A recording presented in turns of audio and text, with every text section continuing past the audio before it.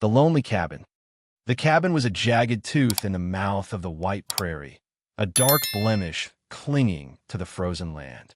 A plume of smoke, tenuous as a whispered promise, stretched skyward from the chimney, a fragile defiance against the immensity of the cold.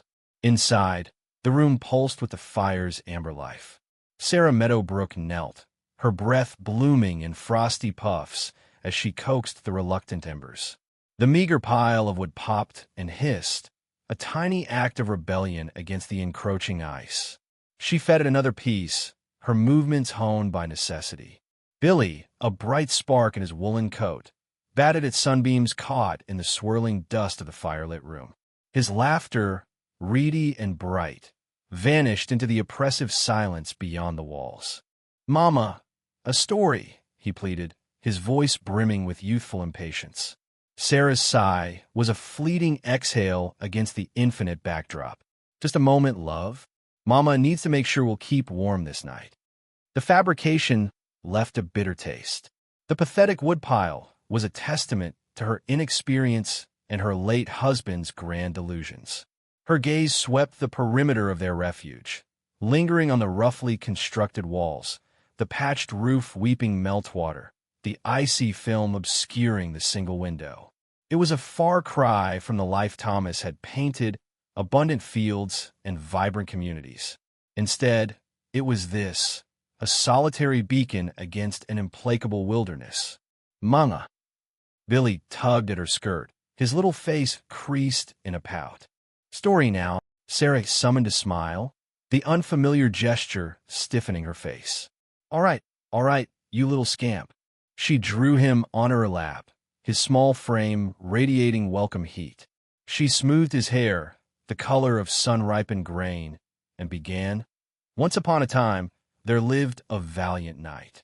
But her thoughts were ensnared by the darkening horizon, the weighty snow clouds pressing down with silent threat. She heard the wind keen around the cabin's edges, a sorrowful lament that spoke of isolation and desolation. Thomas's bright, ardent eyes resurfaced in her memory as he traced a hopeful path upon the map toward the beckoning west. "Here, Sarah, here we will plant our future, a place where Billy can grow strong and free." He had seen prosperity where she only perceived difficulty. He dreamt of abundance while she fretted over mere survival. Now, fever had claimed him, long before they could plant a single seed. The brave knight's exploits dissolved from her lips. Oblivious, Billy snuggled closer, thumb finding comfort in his mouth. Sarah gazed into the hearth, watching the flames devour the wood, mirroring the erosion of her hope. "Mama," Billy murmured, drowsy, "will we see Papa soon?" The question was a frigid dart to the heart. She swallowed thickly, battling rising tears. "Papa is watching over us, Billy. He's ensuring our safety." Another untruth. She doubted if anyone was watching over them anymore. She held him closer, burying her face in the softness of his hair. The wind amplified its howl, rattling the cabin timbers, a constant reminder of their delicate existence. Winter was closing in, and she felt, with chilling certainty, it would dwarf any she had previously survived. Later, after Billy was asleep, tucked small as a hibernating creature under a tattered quilt, Sarah lingered by the dying fire.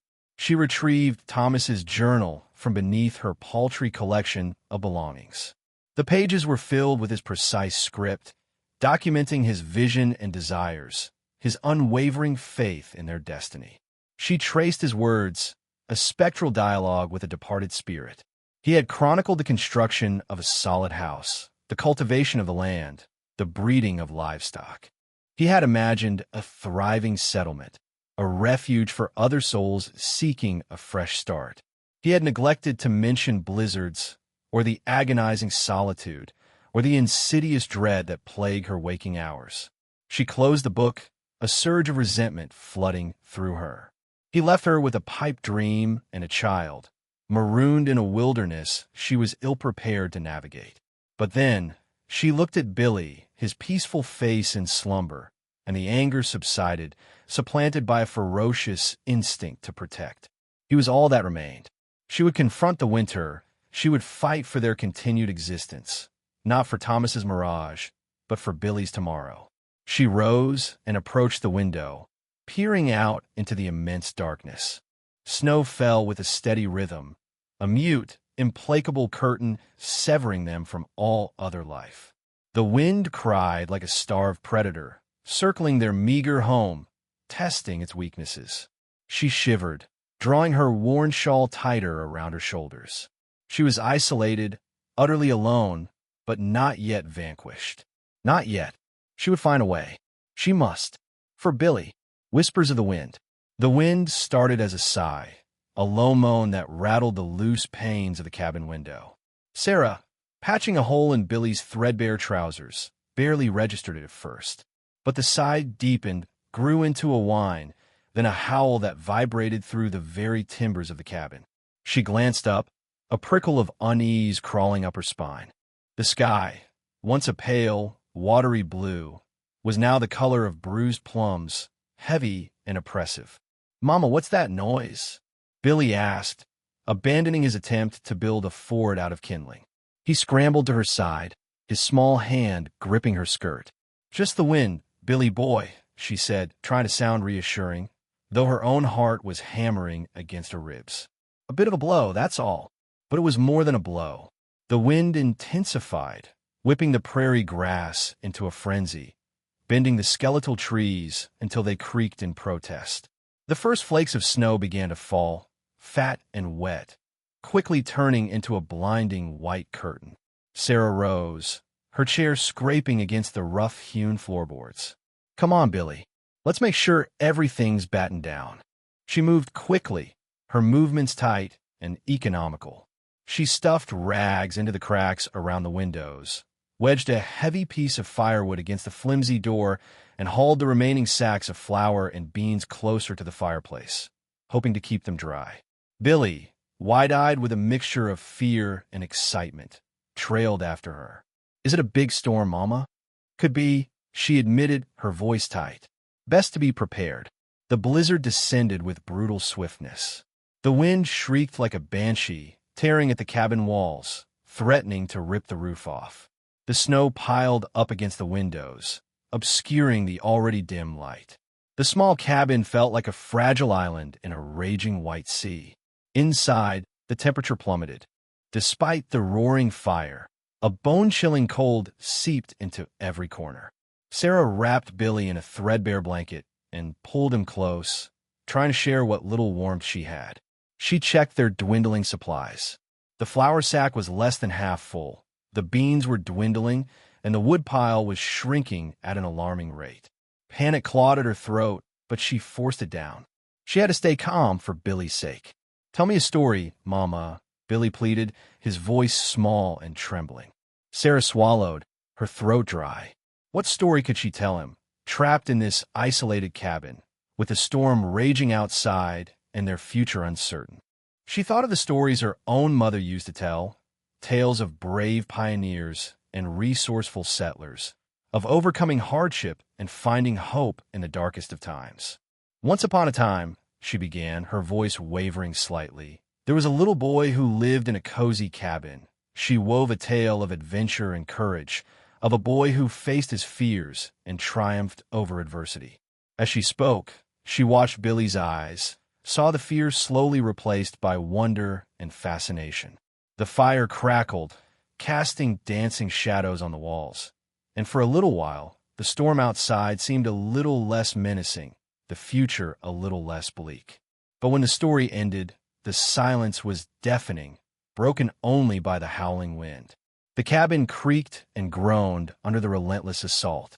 Sarah knew they were in for a long night.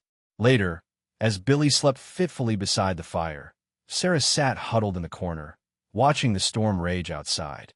Doubts gnawed at her, sharper than the cold. Had she made the right decision, staying here? Was she strong enough to protect Billy, to keep them alive? The weight of her responsibility felt crushing, almost unbearable. She thought of Thomas, his dream of a bountiful farm, his unwavering optimism. He had been so sure, so certain that they could make a life here. But he was gone now, and she was left to face the consequences of his dream, a dream that seemed more like a nightmare with each passing hour. A gust of wind rattled the door, sending a shiver down her spine. She pulled the blanket tighter around her, closed her eyes, and prayed for the storm to pass, for the dawn to break, for a glimmer of hope in the endless white expanse. She was terrified and alone, but for Billy she would do anything. The frozen larder. The stew was thin, closer to snowmelt than supper, and Sarah carefully divided it between two bowls. Billy, bless his heart, seemed unfazed. He devoured his portion with gusto, crumbs clinging to his eager mouth. More, Mama, he chirped, eyes bright. Sarah managed a smile. Almost gone, love. We have to be sparing. She tasted her own serving, finding only the ghost of Rabbit in Thomas's ever-present time. A sudden stab of grief caught her breath. The wind roared outside, a spectral keen against their walls. The blizzard refused to yield. For 3 days now, snow had drifted into ramparts against the cabin, obscuring the north-facing windows. Once Billy was finished, Sarah collected the bowls, rinsing them with the last of the heated water. Her gaze lingered on the dwindling woodpile beside the hearth. Each log now felt like a priceless gem, offering only a moment's reprieve from the encroaching cold. She placed a handful of Billy's blocks near the fire's warmth, hoping to coax out the dampness before morning. Mama, a story, Billy pleaded, his energy untouched by the oppressive weather. Sarah sighed, bone-weary, her body protesting every shovel of snow, every bucket of water hauled. But she couldn't refuse him. Which tale, dearest? The little bird. She launched into the well-worn narrative, her voice losing its cadence as she recounted the familiar events. It was a simple fable of a small bird who dared to fly south alone, battling icy winds and empty skies to finally find warmth and shelter. She saw hope reflected in Billy's captivated face. As the story ended, Billy's yawns grew wider, his eyelids drooping. Sarah wrapped him in his threadbare quilt and settled him into bed. The moment his breathing deepened into a soft rhythm, Sarah returned to the hearth. She watched the flames writhe and dance, a mesmerizing display that demanded conservation. Their very existence hinged on the fire's survival. Her eyes drifted to the corner, where Thomas had stacked the meager furs he'd managed to trap before winter's grip tightened. A paltry sum, inadequate for trading come spring. He'd been so certain this land would yield its riches. But the prairie remained stubbornly barren, unwilling to surrender its treasures. A shiver traced her spine, a cold beyond the cabin's chill. She remembered Thomas's words from that last autumn, as they prepared for their first winter on the plains. These winters, Sarah, they're not like back east. They'll try you, break you if you ain't careful. Gotta respect this land, respect the cold, and prepare. Prepare for the worst, hope for the best. He'd been insistent about stockpiling fuel and provisions. But his plans had been ambitious, divorced from reality, like so many of his prairie dreams. He'd spent more time chasing mirages of success than securing their safety. Now, staring at the dwindling pile of wood, she grasped the true weight of his warning. The frozen larder, as he'd called it, held no abundance. It was nearly bare. She rose, her limbs stiff, and nudged the door open a sliver. The wind shrieked a furious protest, driving icy daggers against her skin. The world was a blinding white maelstrom, the cabin a solitary refuge in a frozen wilderness.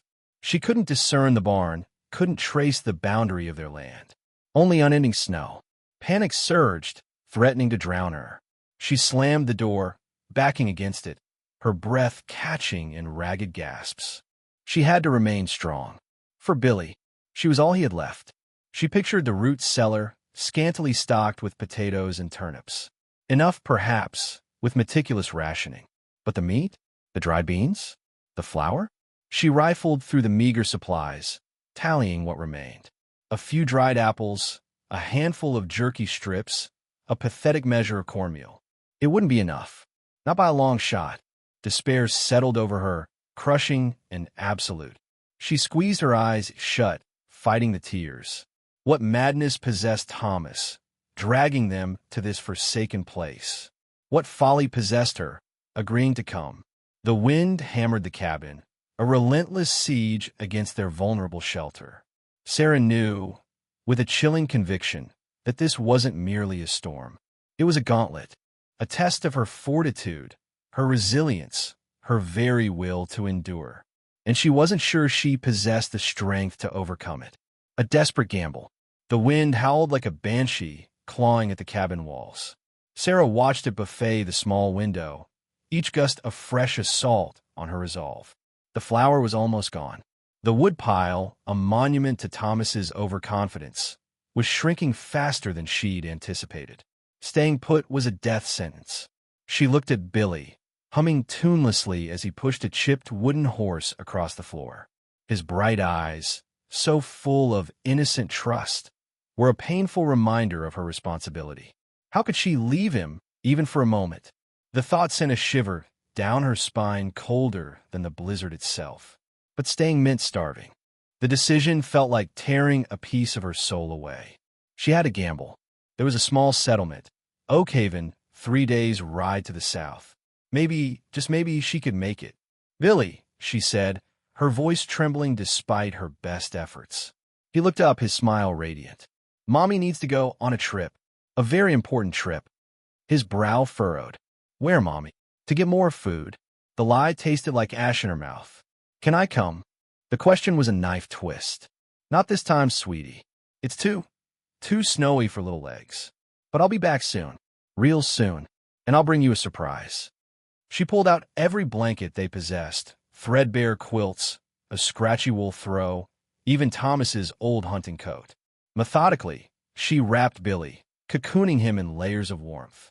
He giggled as she tucked the last blanket around his chin, his face peeking out like a rosy apple.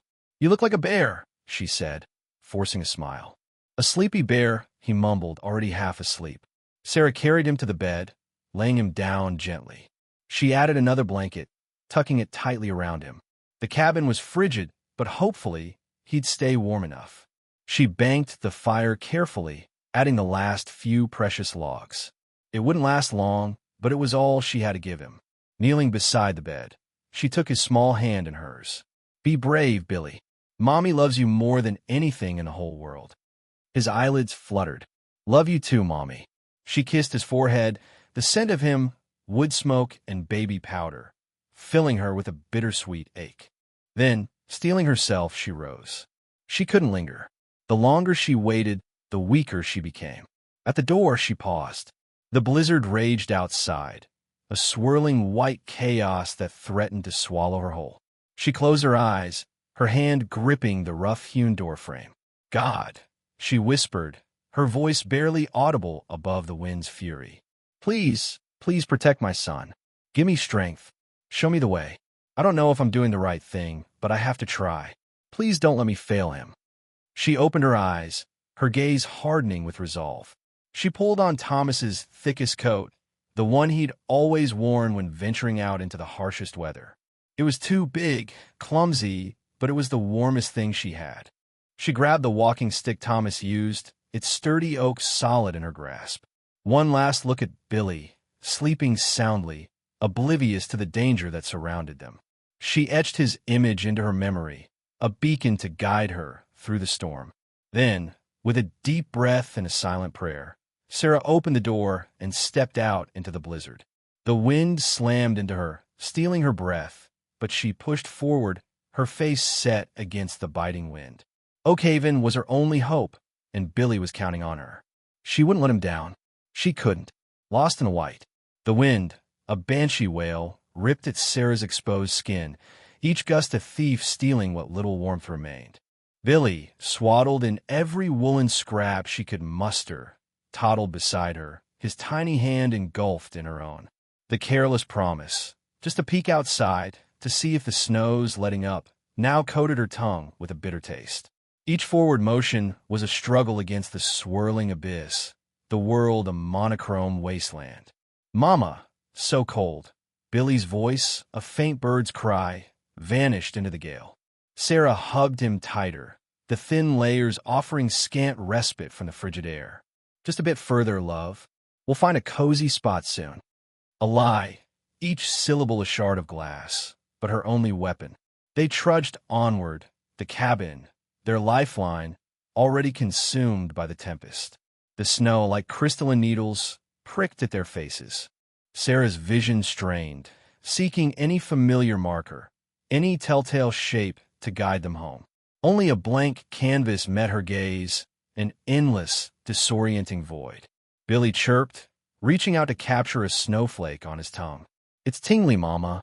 Sarah managed a smile, guilt a heavy stone in her gut, threatening to drag her down. He was so trusting, so utterly innocent.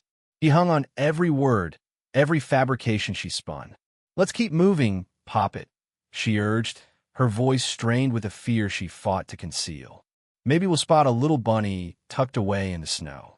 The bunny held his attention for a mere 5 minutes. Soon, Billy's steps faltered, his earlier exuberance replaced by a gathering listlessness. "Mama!" Sarah's muscles screamed a silent protest. She already battled the wind's fury, the encroaching panic that threatened to drown her. Yet, she couldn't deny him. Bending low with a guttural groan, she heaved him onto her back. The burden felt crushing. Her thighs burned, her breath hitched in ragged gasps. The gale seemed to amplify its efforts to unseat her. But she pressed on, propelled by the image of Billy's innocent face nestled against her neck, by the fierce resolve to return him to safety. Time dissolved into an indistinguishable blur. The storm persisted, a relentless assault on their senses. Sarah stumbled, fell, hauled herself upright, and stumbled once more. Each tumble brought a fresh wave of despair, each step a defiant act against a heartless universe. The horizon, if one ever existed, had ceased to be. They were adrift in a white ocean, without compass or beacon. The temperature plummeted, and Sarah felt the icy tendrils of frostbite creeping across her cheeks and fingertips. "Mama," Billy murmured, his words thick with cold and fatigue. "Want home. Home." The word reverberated within Sarah, a brutal echo of what she'd squandered, of what she was about to forfeit. The cabin, that humble refuge she had so often decried, now seemed like paradise lost. A sob tore free from her throat, a sound devoured by the wind. She was lost, hopelessly, utterly lost. She had led her child into a frozen trap, and there was no escape. She halted, her legs refusing to obey. The tempest clawed at her, the snow accumulated around her, and a profound weariness washed over her. She yearned to collapse, to shut her eyes, to yield to the storm's embrace. But she felt Billy shift against her back, his small frame trembling. And she knew she couldn't succumb. Not yet. She had to keep fighting for him, even if she was destined to fail. She inhaled deeply, forcing focus. She had to conjure a solution, any solution, to survive. Her gaze swept the landscape, seeking any indication, any fragment of hope. But there was none. Only the blinding white. Only the howling wind. Only the growing dread that they would perish in this frozen wasteland. Walks with the wind. Walks with the wind ghosted through the tempest, senses sharpened by years on the unforgiving prairie. Snow needled his skin, a trivial discomfort. A young buck had crossed the frozen creek, leaving a spoor he now followed. His Lakota needed provisions, and the blizzard, a cruel hand, also dealt opportunity. While most creatures hunkered down, the gnaw of hunger would eventually lure them out. The gale keened, a spectral lament threatening to unravel the very land. He cinched his buffalo robe tighter, its thick fur a bulwark against the icy assault. He drew a breath, the frigid air searing his lungs. Usually, the wind hummed with tales, secrets murmured by the land and its denizens. Today, it shrieked only of white fury. Yet, something felt off-key, a tremor in the wind's symphony that resonated deep within. He halted, his fingers brushing the familiar grip of his knife. Through the swirling chaos, his eyes, narrowed slits, strained to penetrate the snowy curtain. The deer tracks veered westward, toward the promise of a setting sun swallowed by the storm. An insistent pull, however, drew him eastward, a silent command to alter his course. He wavered. The village hungered, but the unease persisted, a cold fist clenching his gut. Instinct, the prairie's harsh tutor, demanded he heed it. Abandoning the hunt, he pivoted toward the heart of the whiteout. Each step plunged deeper into the drifts, the wind a relentless foe. He advanced slowly, deliberately, his moccasins swallowed by the accumulating snow. The world dissolved into a featureless white void. Relying on the internal compass etched by countless journeys, he pressed on. Then, a smudge against the white inferno, a shape huddled low, nearly consumed by the storm's ravenous appetite. He crept closer, his heart a frantic drum against his ribs. A woman, face buried in the snow, shuddering violently. And beside her a child, his face tinged blue, eyes shut tight. Settlers. His initial impulse, turn away. They were trespassers, pilfering his people's birthright. Harbingers of disease and broken pledges. He'd seen their wagons crawl across the land, their fences lacerating the prairie's skin, their plows ripping open the earth. Every justification to leave them to their fate.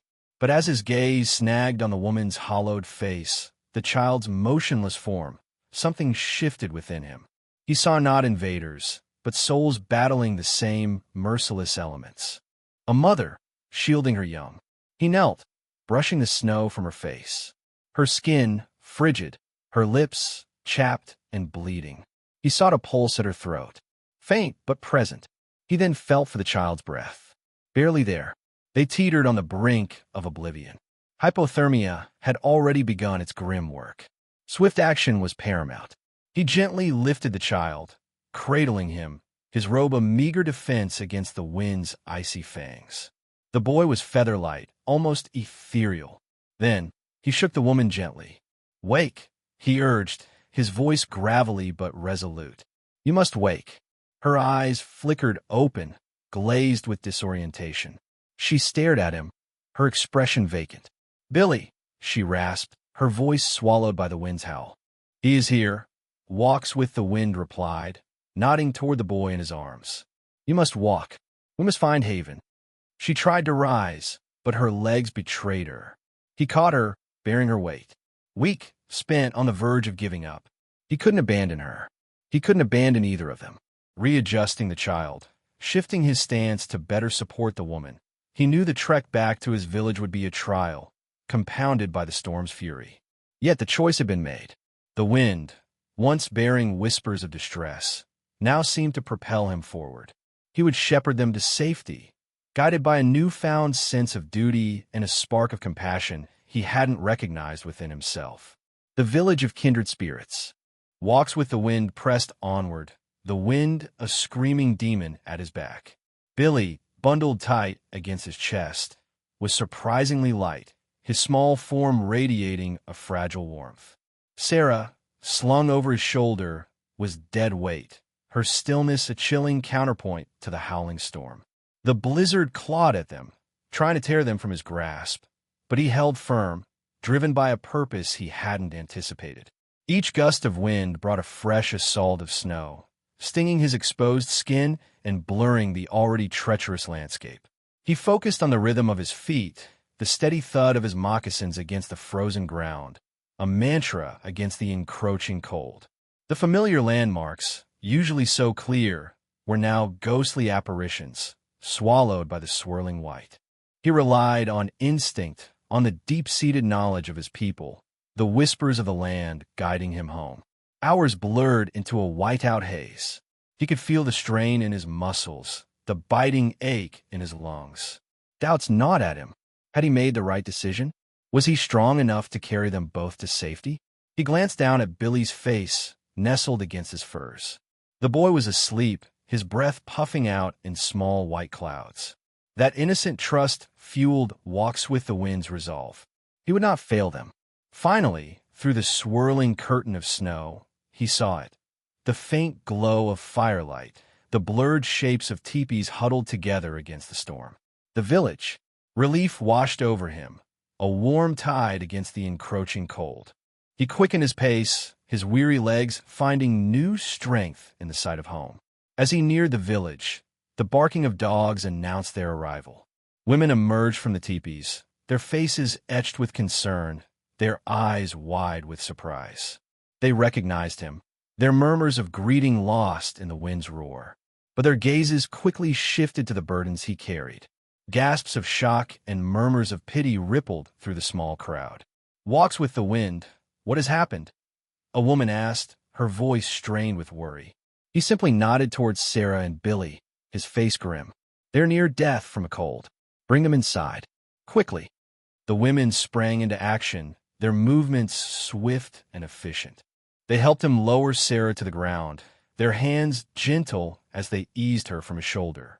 Others reached for Billy, their faces softening as they looked at the sleeping child. Walks with the Wind followed them into the nearest teepee, the sudden warmth a welcome assault on his senses. The air was thick with the scent of wood smoke and herbs, a comforting contrast to the biting cold outside. He laid Billy down on a thick buffalo robe near the fire, watching as the women fussed over him, their hands moving with practiced skill. A figure emerged from the shadows, her face lined with wisdom, her eyes filled with a gentle understanding. Grandmother Willow. Her presence calmed the flurry of activity, her voice a soothing balm. "Bring me warm water and blankets," she instructed, her gaze focused on Sarah. "And prepare a broth of willow bark and feverfew." She knelt beside Sarah, her touch light and reassuring. She checked her pulse, her brow furrowed with concern. "She is weak, but she still breathes. We must warm her quickly." The women worked diligently, their movements a silent symphony of care. They stripped Sarah of her frozen clothes, wrapping her in warm blankets. They gently coaxed warm broth between her chattering teeth. Grandmother Willow turned her attention to Billy. She examined him carefully, her touch feather-light. "He is strong," she declared, her voice filled with relief. "He sleeps now, but he will wake soon." She prepared a poultice of herbs and applied it to Sarah's frostbitten hands, her touch gentle and knowing. She hummed a soft, ancient melody, a song of healing and hope. As the hours passed, Sarah slowly began to stir. Her eyes fluttered open, her gaze unfocused and confused. She looked around the teepee, her brow furrowed in bewilderment. Where am I?" she whispered, her voice weak and raspy. Grandmother Willow smiled gently. "You're safe, child. You're among friends." Sarah's gaze landed on Billy, sleeping peacefully by the fire. Relief flooded her face, washing away the confusion and fear. She reached out to touch him, her fingers trembling. "My son," she whispered, her voice filled with love. "He's alive." Grandmother Willow placed a comforting hand on Sarah's arm. "He is well. We will care for you both. Rest now. You are home." A bridge of understanding. The rhythm of healing was slow, measured in sips of broth and the flickering light of the lodge fire. Sarah lay on a soft pallet of furs, the warmth seeping into her bones, chasing away the lingering chill of the blizzard. Billy, thankfully oblivious to the direness of their situation, slept soundly beside her, a small hand clutching a toy fashioned from twigs and feathers, a gift from one of the Lakota children. Each day brought a sliver more strength. Grandmother Willow, her face a roadmap of wrinkles etched by time and wisdom, tended to Sarah with a quiet competence. She'd coax Sarah to drink, to eat, offering small portions of nourishing stew. Communication was a dance of gestures and smiles, yet somehow Sarah understood. Willow's eyes held a depth of compassion that transcended language. The lodge, surprisingly spacious, was shared with another family, a young couple and their infant. They offered Sarah shy smiles and a respectful distance, their lives continuing around her, as if her presence was merely a temporary shift in the wind. Sarah watched them, fascinated by their easy grace, the effortless way they moved within the confined space. Outside, the village pulsed with life. The constant hum of activity, the laughter of children, the rhythmic thud of drums, the sharp crack of wood being split, was a stark contrast to the lonely silence of her abandoned farm. She saw women scraping hides, their nimble fingers working with practiced ease. Men carved intricate designs into bows and arrows, their faces etched with concentration. Children chased each other through the snow, their joyous shouts echoing across the frozen landscape. Billy, a natural chameleon, had already integrated himself into their games. He'd quickly picked up a few Lakota words, his childish mispronunciations eliciting amused smiles. He ran with the other children, mimicking their movements, learning their songs. Sarah watched him from the doorway of the lodge, a pang of something akin to hope blossoming in her chest. For the first time in months, she saw him truly happy, unburdened by the gnawing hunger and the constant fear that had shadowed their days. Walks with the Wind remained a figure of quiet observation. He rarely spoke, his gaze often fixed on the horizon, his expression unreadable. But Sarah noticed the way he watched Billy, a flicker of something akin to warmth softening his stoic features when the boy ran past, a smudge of dirt on his cheek and a triumphant grin on his face. One afternoon, as Sarah sat weaving a simple basket from reeds Willow had provided, Walks with the Wind entered the lodge. He carried a small piece of dried meat, offering it to Sarah with a slight bow of his head. "Thank you," she managed, the word feeling clumsy and inadequate. He simply nodded, then pointed to the basket in her hands. He picked up a piece of reed, demonstrating a slightly different technique, his large hands surprisingly gentle. Sarah watched, mimicking his movements, a slow smile spreading across her face as she understood. He left as silently as he'd come, leaving Sarah with the meat and a newfound sense of connection. It wasn't just the food, though that was welcome. It was the gesture, the unspoken understanding that passed between them. A bridge, fragile but real, was being built between two worlds, two cultures, two people who had once been strangers. Later that evening, as she watched Billy play a game with the Lakota children, a game involving throwing snowballs at a makeshift target, Sarah felt a surge of gratitude. She was still a stranger here, an outsider, but she was no longer alone. They had given her shelter, food, and most importantly, a sense of belonging. The prairie still stretched vast and unforgiving, but for the first time since her husband's death, Sarah felt a flicker of hope, a belief that maybe, just maybe, she and Billy could find a new life here, in this unexpected haven. Homeward bound, the morning dawned with an almost absurd serenity. After days of howling wind and blinding snow, the sun pierced through the clouds, painting the landscape in hues of gold and rose.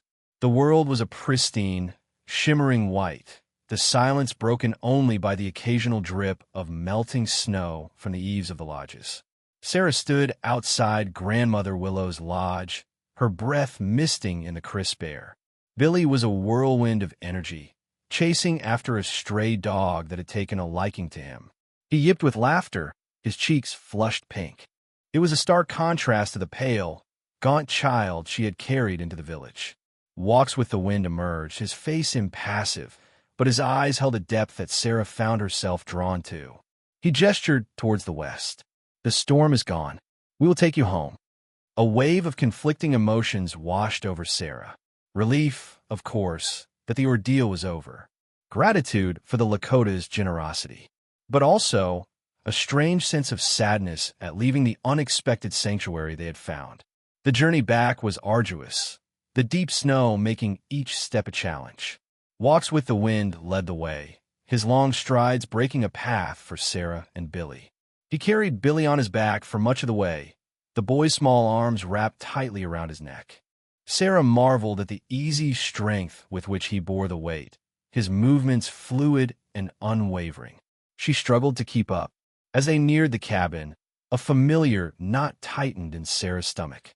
The small, isolated structure seemed even more desolate against the vast, white landscape. It was a reminder of her husband's broken dreams and the crushing weight of her own responsibilities. Walks with the Wind stopped a short distance from the cabin. He surveyed the scene, his gaze lingering on the neglected fields and the sagging roof. He said nothing, but Sarah felt a keen awareness of his assessment, his understanding of the hardship etched into the very wood of the dwelling. He gestured to several pack horses that had followed them. They were laden with supplies, dried meat, blankets, firewood, and bags of corn. Sarah's eyes welled with tears. I don't know how to thank you," she stammered. Walks with the Wind inclined his head slightly. "You are welcome," he said, his voice low and resonant. He dismounted and began unloading the supplies, his movements efficient and purposeful. Billy, sensing the shift in atmosphere, clung to Sarah's leg. He looked up at Walks with the Wind with wide, curious eyes. Walks with the Wind met his gaze, a flicker of something akin to a smile playing on his lips. He reached into one of the packs and pulled out a small, intricately carved wooden horse. He offered it to Billy. Billy gasped, his eyes lighting up. He took the toy reverently, running his fingers over the smooth wood. "Thank you," he whispered, his voice filled with awe. Sarah watched the exchange, her heart swelling with a mixture of gratitude and tenderness. She realized then that this encounter had changed something within her, had chipped away at the wall of despair she had built around herself. As the last of the supplies were unloaded, Walks with the Wind turned to leave. He paused, his gaze meeting Sarah's. There was a silent acknowledgement between them, a recognition of the shared humanity that transcended language and culture. "The winter will be long," he said, his voice barely audible. "But you are strong. You will survive." He turned and walked away, his figure receding into the vastness of the prairie. Sarah stood with Billy in the doorway of the cabin, watching until he disappeared over the horizon. The setting sun cast long shadows across the snow, painting the sky in fiery hues. Billy clutched the wooden horse tightly in his hand, his eyes shining with joy. Sarah placed a hand on his shoulder, drawing him close. The cabin felt less bleak now, less like a prison. It was still a struggle, she knew, but she was no longer alone. She had faced the storm, and she had found unexpected kindness in the heart of the prairie. She would survive. They both would.